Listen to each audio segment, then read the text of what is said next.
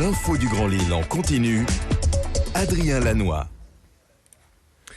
Bonjour à toutes et à tous, bienvenue sur Grand Lille TV, mardi 11 octobre, 7h15 en direct. Et on enchaîne une nouvelle édition du journal de la rédaction. Ce matin avec d'abord vos prévisions météo. Un temps en sec mais toujours aussi frais aujourd'hui. Les nuages ce matin vont laisser place au soleil cet après-midi avec toutefois quelques brumes matinales peut-être par endroit. Les températures, je vous le disais, restent fraîches. Au maximum, on aura seulement 13 petits degrés à Lille et dans la région. Les prévisions complètes, vous le savez, à retrouver après le journal. Un mot de l'infotrafic également en temps réel ce matin à 7h15 avec déjà du monde et quelques coups de frein. Les ralentissements habituels sur l'A25 au niveau de la Chapelle d'Armentières vers Anglo et vers Lille. Sur l'A1 aussi entre Falampin et Seclin. Mais globalement pour l'instant, le trafic est plutôt fluide autour de Lille. On y reviendra bien sûr d'ici quelques minutes. La une de l'actualité aujourd'hui, c'est d'abord cette mesure surprise du conseil municipal de Lille vendredi soir. Le zoo de la Citadelle sera donc payant dès janvier prochain pour les non-lillois. Une véritable révolution pour ce parc accueillant près d'1 million de visiteurs chaque année. Ouvert en 1950, le zoo est une institution à Lille et la fin de la gratuité fait débat depuis plusieurs jours entre ceux qui estiment que les contribuables lillois n'ont pas à supporter seuls les coûts de fonctionnement et les autres qui craignent un nouveau manque à gagner pour les commerçants environnants. Lise Dalleux est l'adjointe en charge de la nature en ville. Elle est revenue sur une fréquentation très largement non lilloise au micro de Xavier Silly. Aujourd'hui, donc un zoo, vous pouvez imaginer que c'est un coût de fonctionnement quand même assez conséquent. Combien on peut l'évaluer, j'ai pas le chiffre précis en tête, mais aux alentours de 1,5 million de coûts de fonctionnement par an. Le zoo, aujourd'hui, qui n'est pas un équipement métropolitain, est fréquenté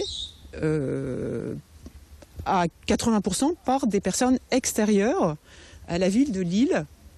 Et en conséquence, c'est une enveloppe, enfin un montant quand même qui impacte énormément finalement le budget de la ville de Lille. Autre info pour vous ce matin, le vaccin contre la grippe. Comme chaque année, la campagne de sensibilisation démarre en octobre afin d'éviter au maximum les cas les plus graves. Durant l'hiver, 200 000 personnes ont consulté un médecin l'an dernier dans la région pour des symptômes grippaux. 19 en sont décédés.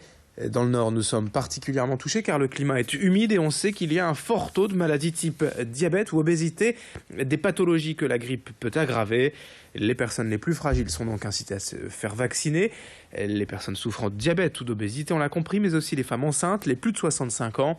Pour le reste, ne pas oublier, comme d'autres maladies de l'hiver, tout simplement de se laver les mains régulièrement dans la journée pour éviter toute transmission. Explication avec un médecin au micro de Céline Huret. Il y a beaucoup de gens qui ne veulent pas se faire vacciner parce qu'ils ont un peu perdu confiance dans le système de santé français depuis la fameuse pandémie 2009 contre la grippe, avec la grippe H1N1. Il y a beaucoup de gens qui considèrent que la vaccination est inefficace et que rester au lit pendant 4-5 jours, c'est pas si grave que ça. Alors qu'ils oublient que la grippe peut entraîner pas mal de complications, peut entraîner donc une hospitalisation et donc peut mettre en jeu carrément le pronostic vital du sujet. Et c'est la question du jour direct matin Grand Lille TV. Croyez-vous ou non en l'efficacité, la fiabilité de ce vaccin contre la grippe? Comme d'habitude, vous nous répondez jusqu'à 18h ce soir sur grandlille.tv ou nos applications mobiles. Dans ce journal, revenons également sur le dispositif Proche Emploi du président du Conseil régional des Hauts-de-France. Xavier Bertrand a reconnu la semaine dernière que son objectif des 60 000 personnes remises en activité n'avait pas été atteint, mais il veut pour autant croire en l'avenir de cette plateforme. Depuis janvier, 1900 personnes ont trouvé un contrat en CDD, CDI ou en apprentissage. Les heureux élus, par exemple Ludovic, employé chez Armatis à Villeneuve-d'Ascq, une plateforme téléphonique. Selon lui et sa responsable, le service a été plus efficace que Pôle emploi grâce notamment à un suivi personnalisé performant. On l'écoute, cet employé chez Armatis, Ludovic, au micro de Xavier Silly. Proche Emploi est vraiment à votre écoute. Ils sont vraiment attentifs et ils vous écoutent par rapport à votre emploi que vous souhaitez rechercher. Alors plutôt le Pôle emploi, c'est toujours des rendez-vous tous les mois et c'est pas forcément des offres qui sont adaptées en fait à vos besoins. Je sais de quoi j'ai envie. Je suis très clair dans mes attentes et mon conseiller en fait l'a tout de suite entendu et c'est pour ça que ça a été très efficace. Je pense qu'il faut vraiment savoir ce que l'on veut pour obtenir tout simplement ce que l'on souhaite. L'actualité en bref et un nom qui vient de tomber pour l'édition 2017 du Main Square Festival à Arras. Le groupe mythique de métal américain System of a Down est la première tête d'affiche annoncée. Ils se produiront le premier jour du festival, le vendredi 30 juin 2017. Mais les fans devront encore patienter un peu pour acheter leurs billets qui n'ont pas encore été mis en vente. 2 salons également à vous annoncer demain à l'île Grand Palais. Le salon des métiers du numérique proposera un job dating demain après-midi de 14h à 17h. Et le salon Santé en or aura aussi quelques postes à offrir dans le milieu du médical, des personnels soignants. Les entrées sont à télécharger gratuitement sur le site lavoiletudiant.com. Dans le reste de cette édition, les images du tout premier projet d'Euralil 3000 baptisé SWAM. Ce nouveau lieu de rencontre a été officiellement lancé jeudi et les travaux ont démarré hier. Situé entre les deux gares, Euralil et le Vieux-Lille, l'endroit a pour ambition de donner de la vie au 3e quartier d'affaires de France. Aujourd'hui principalement animé pendant les horaires de travail. SWAM se compose donc de 3 bâtiments sur une surface totale de 12 000 m². Des bureaux sont prévus, mais aussi des commerces, des bars et des restaurants, dont un avec une vue inédite sur la ville.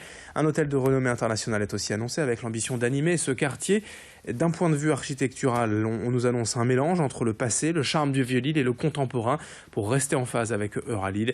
Explication au micro de Céline Huret, notamment de ce restaurant panoramique. Ce qui est intéressant dans le projet, c'est également la déambulation qu'on va proposer. C'est-à-dire que le niveau 27 NGF, qui est le niveau historique d'Euralil, n'était visible pour l'instant que d'un côté, c'est-à-dire côté l'île Europe. Or là, il y aura une promenade haute qui fera qu'on sera au même niveau altimétrique que le bout du viaduc Le Corbusier. Donc il y a une espèce de liaison qui va se créer, une espèce de co-visibilité assez incroyable qui va se créer.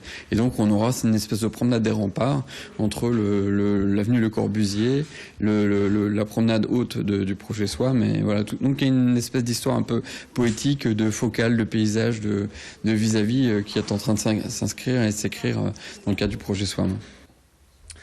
7h22, très bon réveil à toutes et à tous, merci de votre fidélité. Dans un instant, vos prévisions météo avec Clotilde Leguévac et l'infotrafic en temps réel. Très belle journée en notre compagnie.